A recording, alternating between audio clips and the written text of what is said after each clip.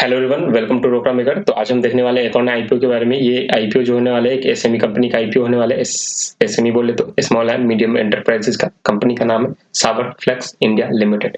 तो फटाफट से इस कंपनी के आईपीओ के बारे में देख लेते हैं। बेसिकली ये जो कंपनी है आपको क्या काम करती है। ये कंपनी 2007 में incorporated as a partnership firm के तौर पे इनकॉर्पोरेट हुई थी। बाद में इसको कंपनी में कन्वर्ट कर दिया गया है। और ये जो कंपनी है बेसिकली आपका मैन्युफैक्चरर और सप्लायर है किस चीज का, तो ये पैकेजिंग मटेरियल बनाने में डिफरेंट टाइप्स के पैकेजिंग मटेरियल्स फिर होते हैं, उसको ये बनाते हैं और उसको सप्लाई भी करते हैं। उसके अलावा इसकी बात करूँ तो बेसिकली ये सारे कहाँ पे यूज होते हैं, ये इनके जो पैकेजिंग मटेरियल है ये सारे, ये बेसिकली आप कह सकते हैं कि food packaging, dairy, cosmetics, pharmaceuticals, chemical, agriculture products जितने भी होते हैं इन सब में ये पैकेजिंग मटेरियल्स में ये काम करते हैं। उसके अलावा अगर मैं कंपनी की बात करूँ तो कंपनी के जो ऑपरेशंस है उसमें मैन्युफैक्चरिंग भी है, प्रोसेसिंग भी है, डिजाइनिंग भी है, बाइंग, सेलिंग, एक्सपोर्टिंग, इंपोर्टिंग और बहुत सारे कार्टन्स, ड्रम्स, मतलब कह सकते हैं जितने भी पैकेटिंग रिलेटेड से होते हैं, पॉलीथीन, कंटेनर्स, बॉटल्स, जितने भी आप समझ सकते हैं जिसमें कुछ भी चीजें पैक हो के आती हैं। कुछ स्टील के डब्बे में भी आते हैं, कुछ टीन के डब्बे में भी आते हैं, कुछ कार्टन में भी आते हैं, कुछ ड्रम्स में भी आते हैं। इन सारे में ये सारी चीजों में वो करते हैं।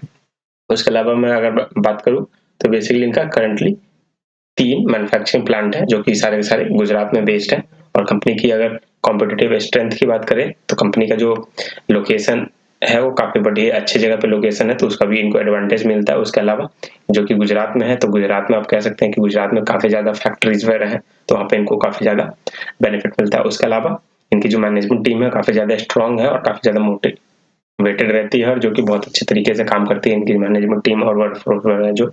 उसके अलावा कंपनी की जो क्वालिटी है वो काफी अच्छे हैं, तो क्वालिटी के एश्योरेंस भी देते हैं। उसके अलावा ये रिसर्च एंड डेवलपमेंट जो इनकी कैपेबिलिटी है वो काफी अच्छे है। जैसे ही मार्केट में लगता है कि इको फ्रेंडली मैन्युफैक्चरिंग करनी चाहिए तो इको फ्रेंडली तरीके से करते हैं। मतलब जो जो ये काफी अच्छे तरीके से रिसर्च एंड डेवलपमेंट करते हैं कि जो भी कस्टमर को चाहिए, जो भी करंट सिनेरियो के हिसाब से चल रहा है इकोनॉमी में, उसके अकॉर्डिंगली ये अडॉप्ट कर लेते हैं। वहीं अगर मैं कंपनी के फाइनेंसियल्स की बात करूँ, हमारे पास में 3 साल का डेटा दिया हुआ है, 20, 21, 22 का। ये उससे पहले मैं बता दूं कि ये सारे फिगर्स लैक्स में दिए हुए हैं, लाख में दिए हुए हैं सारे फिगर। तो फटाफट से टोटल एसेट्स की बात कर लेते हैं। टोटल एसेट्स कंपनी के पास में 40 करोड़ 90 लाख का है। फिर उसके अलावा 2022 से पहले 2020 में ये 40 करोड़ 90 लाख था। फिर 2021 में ये 51 करोड़ 62 लाख हुआ। फिर ये 51 करोड़ 87 लाख का 2022 में। टोटल रेवेन्यू अगर देखेंगे तो 63 करोड़ 64 लाख था। फिर 73 करोड़ 97 लाख हुआ। फिर 72 करोड़ 37 लाख हो गया 2022 में। प्रॉफिट आफ्टर टैक्स की बात कर लेते हैं। टैक्स वैक्स काटने के बाद सारे करने के बाद प्रॉफिट कंपनी का कितना बचा हुआ है, ये पीएटी उसको कहते हैं। ये बेसिकली 89 लाख का है जो कि करीब 90 लाख आप समझ सकते हैं। 2021 में ये फिर ये 1 करोड़ 39 लाख हो गया। फिर 2022 में ये 1 करोड़ 74 लाख हो गया। वही नेटवर्थ की अगर मैं बात करूं तो ये पहले 12.5 करोड़ था, फिर 14 करोड़ हुआ, फिर अभी करंटली 2022 के हिसाब से 15 करोड़ 72 लाख का इनका नेटवर्थ है। और करंटली कंपनी के पास में रिजर्व एंड सरप्लस जो है 4 करोड़ 72 लाख का इनके पास में रिजर्व और सरप्लस भी है। वहीं अगर मैं कंपनी के कुछ इंपॉर्टेंट रेशियोज वगैरह की बात आपको बता दूं तो कंपनी का जो ईपीएस है करंटली आपको 2022 के हिसाब से 1.58 चल रहा है। और अगर रिटर्न ऑन नेटवर्थ की बात करें तो 14-15% के आसपास चल रहा है। नेट एसेट वैल्यू पर शेयर 14 रुपए 30 पैसे है। और कंपनी का जो वो ये जो आईपीओ प्राइस है वो आपको 11 रुपए पर शेयर है। उस हिसाब से नेट एसेट वैल्यू जो आप देख सकते हैं 14.30 है, जो कि काफी अच्छी बात है। तो वहीं अगर मैं कंपनी के और चीजें बता दूं आपको कि जैसे ये पीए रेशियो क्या हो जाता है कि पीए रेशियो जो है करंटली अगर ईपीएस 1.58 का है और शेयर प्राइस जो है 11 रुपए पर शेयर है, उसके हिसाब से अगर पीए रेशियो निकालेगा तो 11 को अगर आप डिवाइड करते हैं 1.58 से तो ये करीब करीब 6.96 बन रहा है, जो कि करीब करीब 7 गुना है। तो पी रेशियो भी ठीक ठाक ही है कंपनी की। और वहीं मैं आईपीओ के जो ऑब्जेक्ट्स हैं इस कंपनी के आईपीओ लाने से क्या क्या करने वाली है, तो ये जो बेसिकली है ये अपने पैसे जो इनको मिलेंगे फ्रेश इक्विटी शेयर्स के थ्रू, ये बेसिकली ये वर्किंग कैपिटल रिक्वायरमेंट को मीट करने वाले वर्किंग कैपिटल रिक्वायरमेंट मतलब बोले तो जितने भी सामान वामान खरीदते हैं मैन्युफैक्चरिंग करने के लिए उनकी ये अमाउंट पे करेगी। उनके जो क्रेडिटर उनके रिलेटेड होते हैं वो सारी जैसे भी इन्वेंटरी वगैरह खरीदते हैं उसके लिए। उसके अलावा जो पैसे बचेंगे उसे जनरल कॉर्पोरेट पर्पसेस के लिए यूज करेंगे। तो फटाफट से आईपीओ डिटेल की देख लेते हैं। ये आईपीओ है जो आपका 10 रुपए पर शेयर इस आईपीओ का प्राइस रखा गया, फेस वैल्यू रखा गया है। और आईपीओ का जो प्राइस है 11 रुपए पर शेयर रखा गया है। तो आप देख सकते हैं फेस वैल्यू और आईपीओ प्राइस दोनों भी ऑलमोस्ट सेम ही है।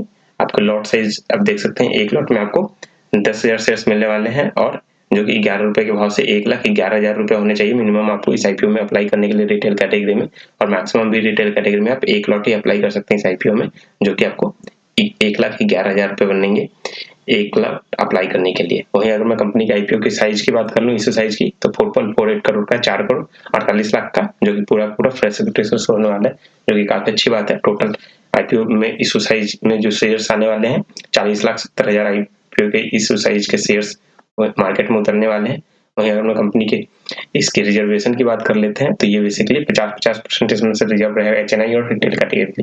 जितने भी एसएमई आईपीओ होते हैं उसमें 50% एचएनआई और 50% रिटेल कैटेगरी के लिए ये रिजर्व रहता है। उसके अलावा कंपनी की लिस्टिंग की बात करें तो ये लिस्टिंग आपको एनएससी के एसएमई प्लेटफॉर्म पे लिस्ट होते हुए दिखेगी। कंपनी के इंपॉर्टेंट डेट्स की अगर कुछ मैं बात करूं, तो कंपनी का जो इंपॉर्टेंट डेट्स है ये आपको 8 सितंबर से स्टार्ट होकर 13 सितंबर तक चलने वाला आईपीओ है।